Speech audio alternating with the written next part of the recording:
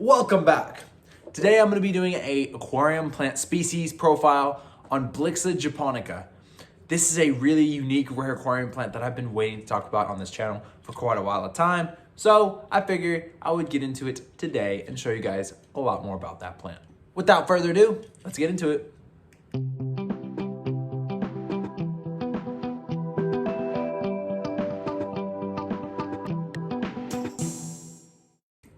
Before we start this video off, I wanted to say, if you guys want to buy some Blyxa Japonica, I have some at my website at oliversaquatics.com. Did you know that Blyxa Japonica is one of the 5% of aquarium plants that only grows underwater? Most of our aquarium plants grow underwater, but I'll make a separate video explaining the detail and process of that.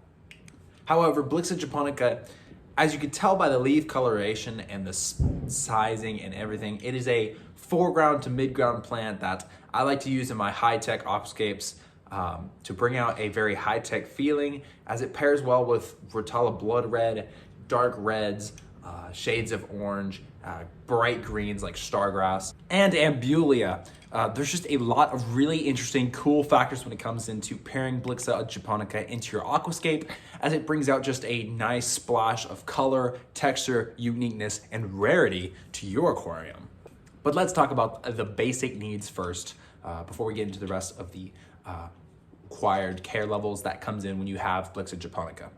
For Blyxa Japonica, I've had the best results growing Blyxa Japonica in the temperatures of 74 degrees Fahrenheit. I've kept it at the lowest of 68 degrees Fahrenheit, and I've kept it at the highest of 79 degrees Fahrenheit. I wouldn't push those limits anymore, as it'll melt with higher temperatures and it will stunt its growth in the colder temperatures. For the substrate, the Blyxa Japonica loves a nutrient-rich substrate. It's a heavy root feeder, so it's gonna take more nutrients up through the roots than it is in the water column, but that does not count that you mean to disregard the water column in general, but that just means that you wanna give it a really heavy, rich, nutrient-rich substrate like aquasoil or a dirted aquarium with a sand or gravel cap, like right here. As you can tell, this is why I like to go with a dirted aquarium. And most of these roots right here are all Blyxa Japonica. See, that's why I choose to go with the dirted aquarium, and I have multiple videos on dirted aquariums. Check out this dirted aquarium video right here where I set up in a tank in a dirted aquarium. But without that dirt, your Blyxa Japonica would not thrive as well as it would if it was just in a sand or gravel substrate. And dirt being the staple of your dirted aquarium or your nutrient-rich aquarium, you're gonna wanna have plenty of nutrients for your Blyxa, and your Blyxa is gonna thank you with really beautiful lush growth if you have a good substrate. So I recommend going the dirted or the aquasoil route when it comes to Blyxa Japonica.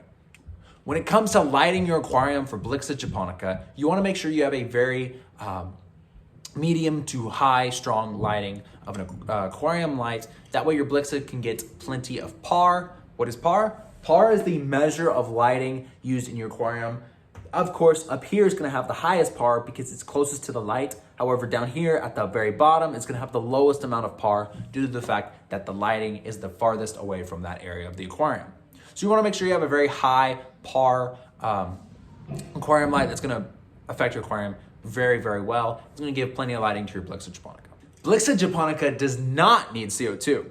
However, I do recommend it for the optimal growth. However, I recommend CO2 for all your aquarium plants. CO2 is a very great thing that helps our aquarium make our aquarium plants grow faster. I have a video up here discussing about CO2 in your aquarium, so I'll be sure to check it out. But in terms of Blyxa Japonica, I recommend it, but it's not impossible to grow Blyxa Japonica without CO2. Just make sure you have the staples right before you add CO2, like a good substrate and a good light. In terms of fertilization, Blyxa Japonica will need some liquid fertilizers after a while of being in that nutrient-rich substrate. So I recommend hitting it off with your regular Easy Green, or the 2-Hour Aquarist has a great liquid fertilizer. Nyclo G has a great fertilizer, and there's a bunch of other great Planet Tank fertilizers that I highly recommend that you guys should check out. Unlike most aquarium plants, Blyxa Japonica can propagate multiple ways. Since it is a only submerged species and it cannot grow immersed, it can propagate 2 ways. There's one, it can propagate through its own stems. As a Blyxa grows just here, you can see that it has multiple stems growing in and out of it, which can be clipped off and planted into the substrate some other place, and you can grow more roots and have another Blyxa plant. Blyxa Japonica also runs runners just like a carpeting plant like Vallisneria, dwarfs, or any other carpeting plant, which is a really another neat factor on how Blyxa Japonica propagates. If you enjoyed the video on Blyxa Japonica today, leave a like and comment down below if you have any questions. Thank you for watching. See you in the next video.